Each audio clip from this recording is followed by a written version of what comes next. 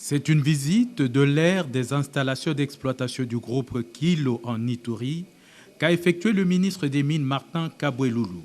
accompagné du DG de la Sokimo Jean-Baudouin Kondravele. La tournée avait entre autres buts la sensibilisation de toutes les parties prenantes pour la réalisation harmonieuse des travaux visant l'optimisation de la production minière dans le périmètre dénommé Nizibaluma. C'est pour qu'en court terme, la société Sokimo, la société minière de Kilomoto, participe avec des fonds propres à la maximisation de nombreuses opportunités de découverte de nouveaux gisements aurifères et d'autres substances minérales au profit du personnel et des populations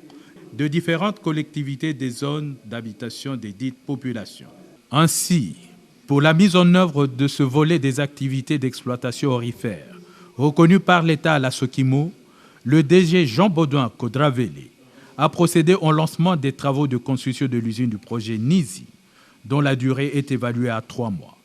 La production qu'elle générera va participer, grâce aux fonds propres de la Sokimo, à exploiter les gisements du carré minier retenu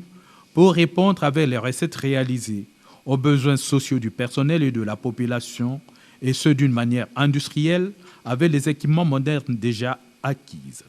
Le chef de collectivité a été associé pour se faire à cette cérémonie en guise de témoin coutumier des populations de la chefferie Bahema Baguru du groupement Bendere,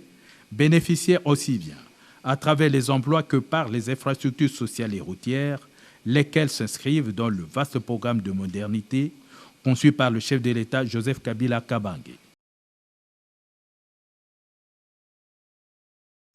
Les ressources minières de la RDC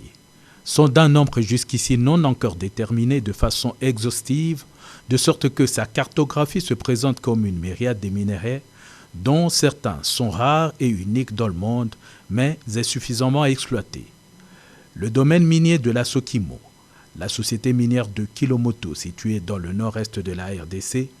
partage la frontière avec certains pays voisins que sont l'Ouganda et le Sud-Soudan. Il couvre une superficie de 83 000 km². Sa découverte et son exploitation datent de l'époque coloniale. Conformément au nouveau code minier,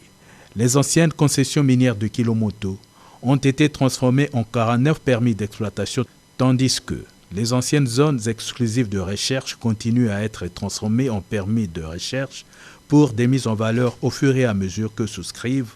les investisseurs partenaires de l'État congolais pour leur exploitation. En libéralisant l'exploitation des matières précieuses dans les années 80, les populations rurales et autres personnes intéressées par cette activité se sont ruées dans les zones où les gisements miniers étaient signalés, créant ainsi des carrières d'exploitation de type artisanal.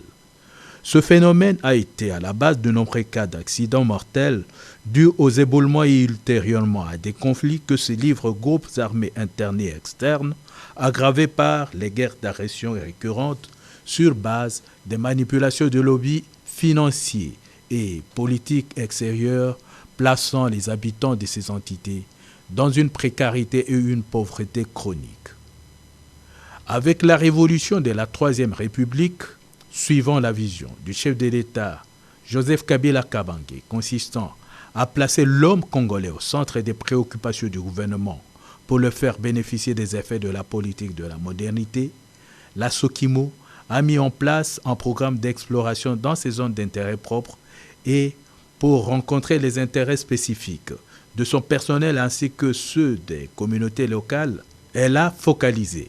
ses travaux sur le périmètre dénommé Nizibaluma, avec le concours des partenaires stratégiques disposant des capacités techniques et financières pour sa mise en valeur.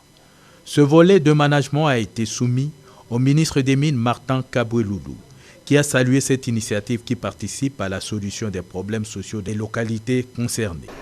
Du fait que c'est le dernier PE de Sokimo dans l'Ituri, tout le monde doit le protéger. Il faut qu'il y ait une exploitation efficiente pour tout le monde, qui profite et à la société d'abord, à vous les travailleurs, parce que vous avez un déficit dans votre trésorerie, vous ne parvenez pas à vous payer chaque fin du mois. On doit protéger les intérêts de la République et on doit protéger les intérêts de la communauté, par vous, la communauté qui est ici. Parce qu'il doit y avoir autour de ce projet une économie qui doit se développer, qui profite à tout le monde, aux sous-traitants qui vont arriver ici. Le comité de gestion de la Sokimo, après avoir acquis du matériel d'exploitation industrielle moderne répondant aux normes en la matière sur fonds propres, a délégué en ce mois de juin le directeur général de la société Jean Baudouin Kodravele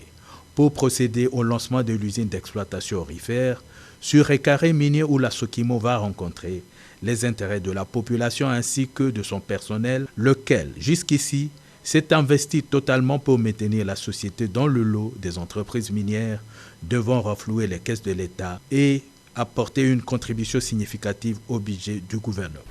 Au nom du président de la République, chef de l'État, son Excellence Joseph Kabila Kabange, nous plaçons cette pierre pour la prospérité du projet NISI et la remise sur rail de la Sokimo à travers la production qui aura lieu ici.